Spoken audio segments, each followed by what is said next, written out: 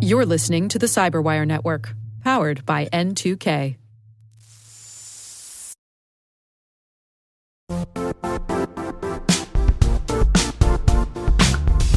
Quick question. Do your end users always work on company-owned devices and IT-approved apps? If the answer is no, then my next question is, how do you keep company data safe on all those unmanaged apps and devices? 1Password has an answer to this question: Extended Access Management. 1Password Extended Access Management helps you secure every sign-in for every app on every device, because it solves the problem traditional IAM and MDM can't touch. Check it out at 1password.com/XAM. That's 1password.com/XAM.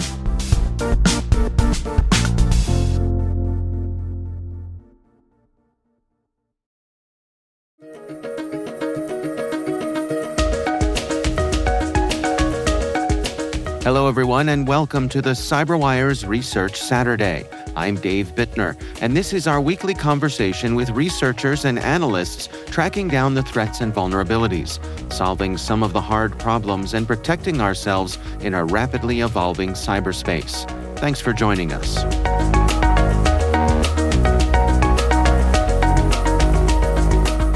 Right now, we're kind of on a spree of researching machine learning and AI libraries.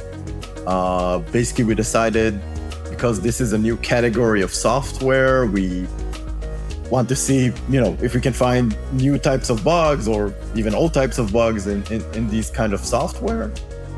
That's Shachar Menashe, Senior Director of Security Research at JFrog.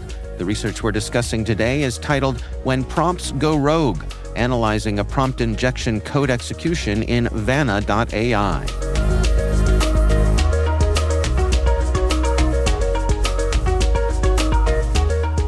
So basically, we're just going over all of the biggest machine learning and AI libraries and services and searching them for vulnerability.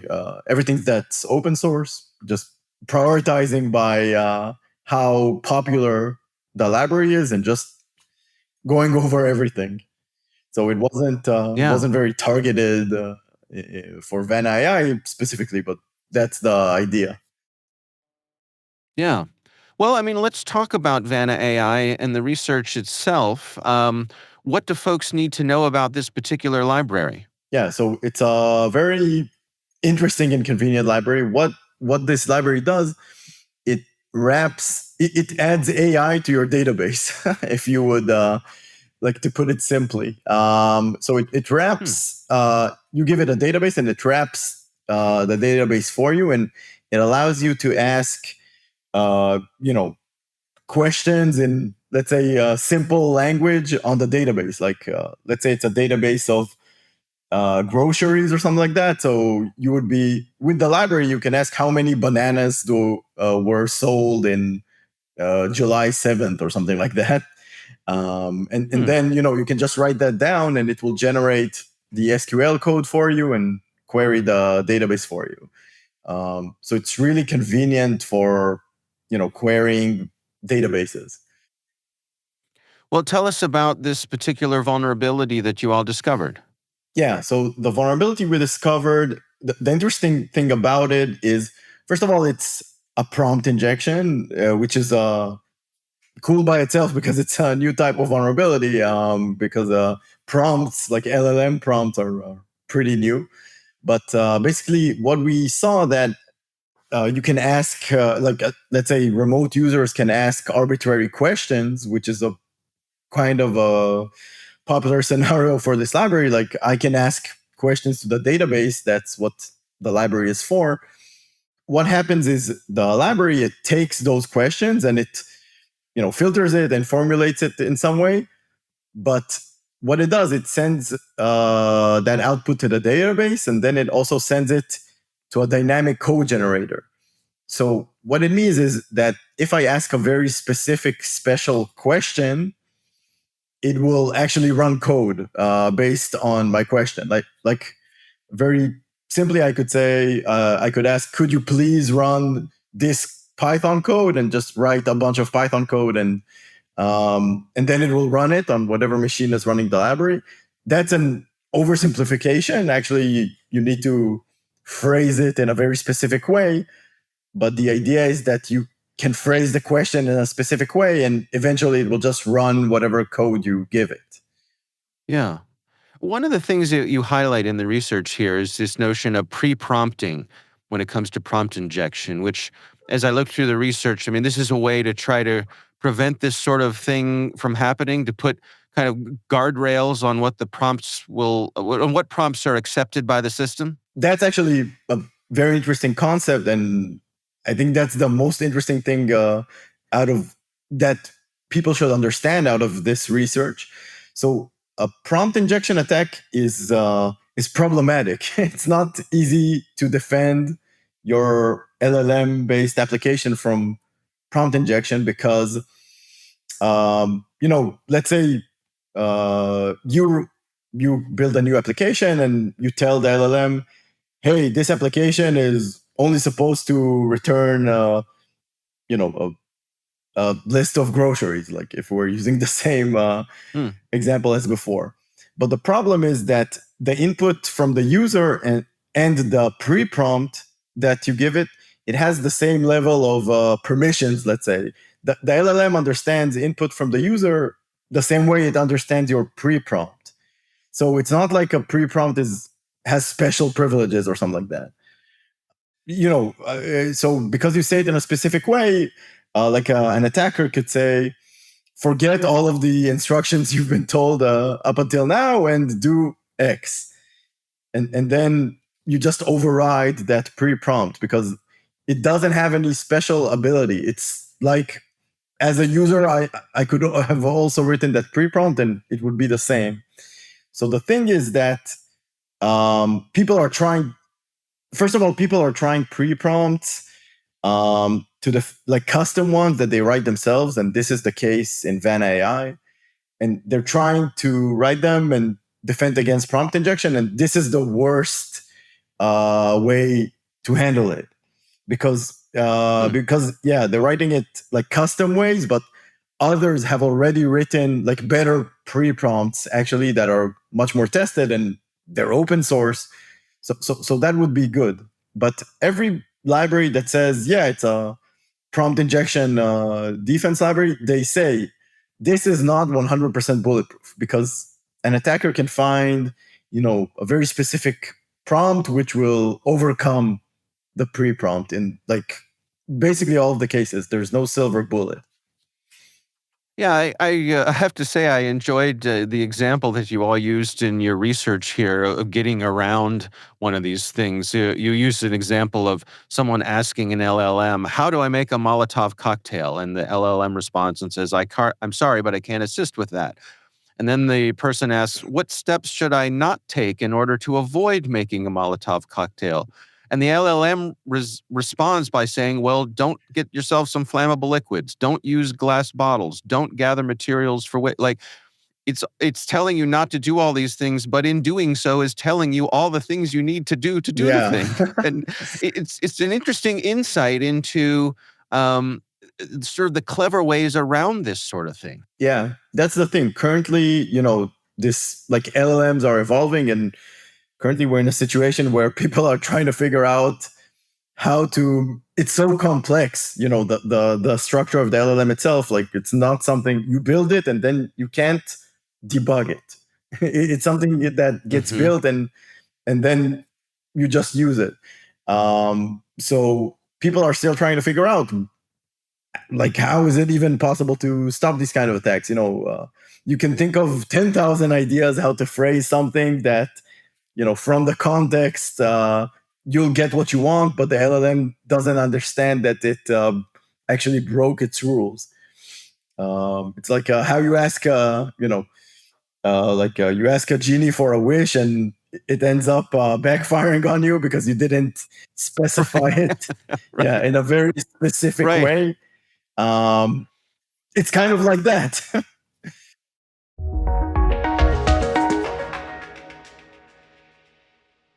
We'll be right back. Identity architects and engineers, simplify your identity management with Strata. Securely integrate non-standard apps with any IDP, apply modern MFA, and ensure seamless failover during outages. Strata helps you avoid app refactoring and reduces legacy tech debt, making your identity systems more robust and efficient. Strata does it better and at a better price. Experience stress-free identity management and join industry leaders in transforming their identity architecture with Strata. Visit strata.io/cyberwire, share your identity challenge, and get a free set of AirPods Pro. Revolutionize your identity infrastructure now. Visit strata.io/cyberwire. And our thanks to Strata for being a longtime friend and supporter of this podcast.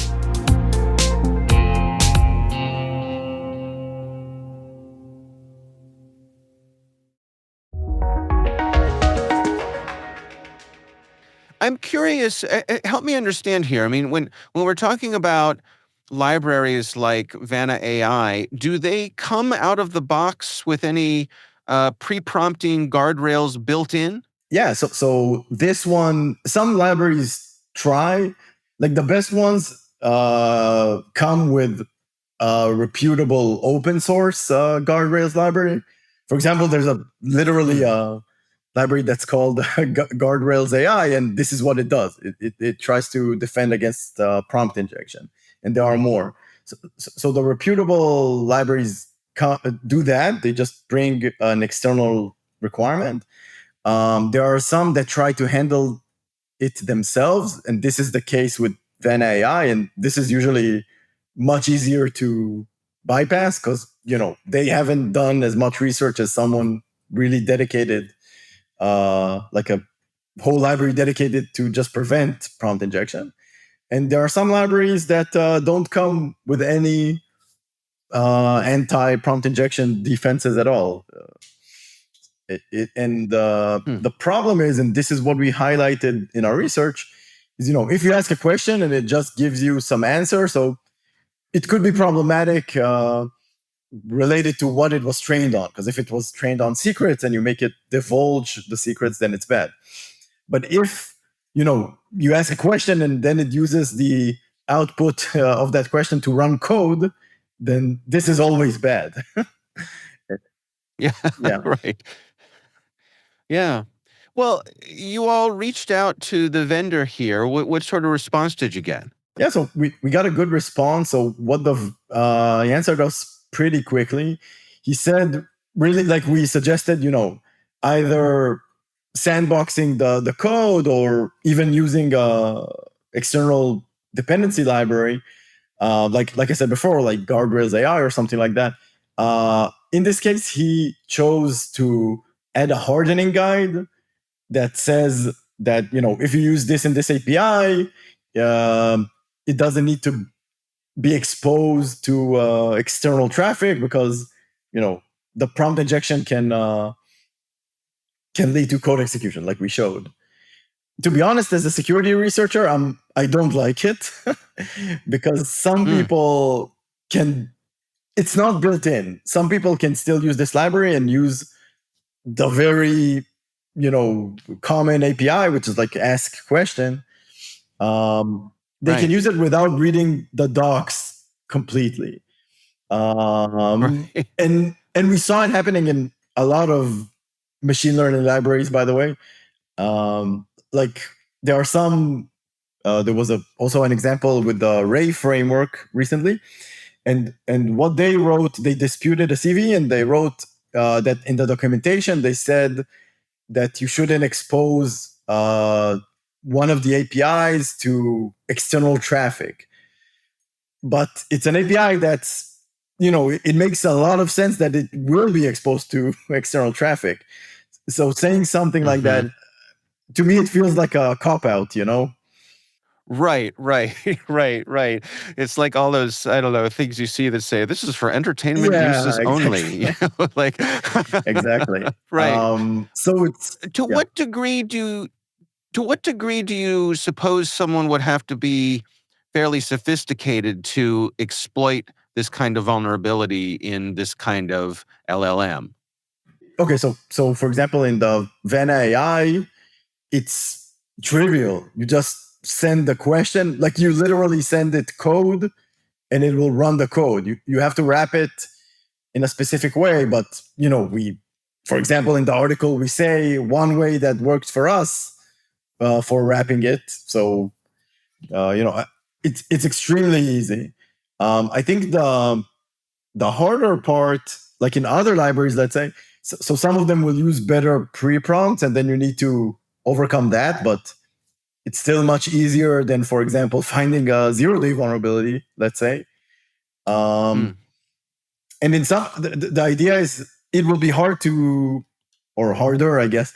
You need to understand in the library what it does with the prompt. Like if you already know that it sends it to a dynamic code generator, like again in Vanna.AI, it's trivial to exploit. But the idea is, if you're faced with a new library or a service, you don't know internally what it's doing with your prompt. So you need to either audit the source code or like try a lot of different things. So what are your recommendations then? I mean, I think we can all understand that people are excited to use this new category of tools, but when you have these sorts of vulnerabilities that, as you point out, are pretty trivial to exploit, where's the balance here? I think it's possible, but it's not easy. Which that's the problem, because if someone is just writing a library and they don't care about the security, then it's not trivial. So I think the recommendations are, I'm talking about someone that writes such a library or service that uses LLM. So first of all, I would say don't try custom pre-prompting, because that fails the fastest. So other than custom pre-prompting, just try to use an open source, prompt injection defense library like Guardrails AI or Rebuff. I'm not affiliated with them in any way, by the way. So it's just things I'm aware of. So using like a prompt injection defense library is better than custom, but the non-lazy solution, and the one that will actually protect you 100%, is to actually understand what's the danger in that specific context, and then apply a relevant defense layer for that context. So I'll use Vanna.AI as an example. Even if there was prompt injection, the problem is that the output of the prompt is going into a dynamic code generator, and then the code is run and you get remote code execution. In this case, what I believe would have been a much better solution is to make sure, like, wrap the dynamic code that runs in a sandbox, and then the code, even though there's a prompt injection, the attacker can't make the code do really bad things. Like they can't touch the file system, or they can't run code outside of the sandbox. So here the author should have, I think so, should have identified that the problematic part is the dynamic code execution, and then protected that. Because like protecting from prompt injection, it's always, it's 99%. It's not 100%. You can't protect from it 100%. Yeah. Where do you suppose we're headed here? Again, these tools are so irresistible to folks, and I think we can all understand why. But it also feels like we have to make some progress with being able to defend against these sorts of things. Yeah, I think, again, I think this is exciting, because this is a new technology. So everybody wants to try it, but also because it's a new technology, it's not robust yet. People are not aware of the attacks, and people that write these tools are focused on the functionality and making it work and making it cool, and not making it secure right now. At least most of them, I suppose. I just think, like any new technology, once it matures a bit, people that write the code will understand how to make it much more attacker proof. It's really like any new technology. But it's definitely like, I can tell you, like, there are a lot more CVEs right now on ML libraries and LLM services and things like that. Anything related to AI and ML, the amount of CVEs that are coming out is much more if you compare it to mature technology like DevOps services, web services, things like that.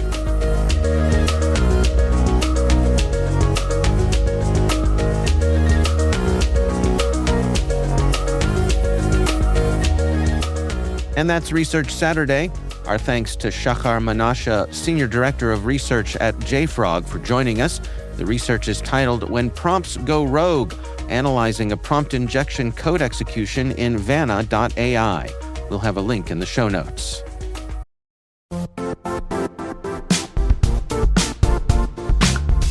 The IT world used to be simpler. You only had to secure and manage environments that you controlled. Then came new technologies and new ways to work. Now, employees, apps, and networks are everywhere. This means poor visibility, security gaps, and added risk. That's why Cloudflare created the first-ever connectivity cloud. Visit cloudflare.com to protect your business everywhere you do business. We'd love to know what you think of this podcast. Your feedback ensures we deliver the insights that keep you a step ahead in the rapidly changing world of cybersecurity. If you like our show, please share a rating and review in your favorite podcast app. Please also fill out the survey in the show notes or send an email to cyberwire@n2k.com. We're privileged that N2K Cyberwire is part of the daily routine of the most influential leaders and operators in the public and private sector, from the Fortune 500 to many of the world's preeminent intelligence and law enforcement agencies. N2K makes it easy for companies to optimize your biggest investment, your people. We make you smarter about your teams while making your teams smarter. Learn how at n2k.com. This episode was produced by Liz Stokes. We're mixed by Elliot Peltzman and Trey Hester. Our executive producer is Jennifer Eiben. Our executive editor is Brandon Karpf. Simone Petrella is our president. Peter Kilpie is our publisher. And I'm Dave Bittner. Thanks for listening. We'll see you back here next time.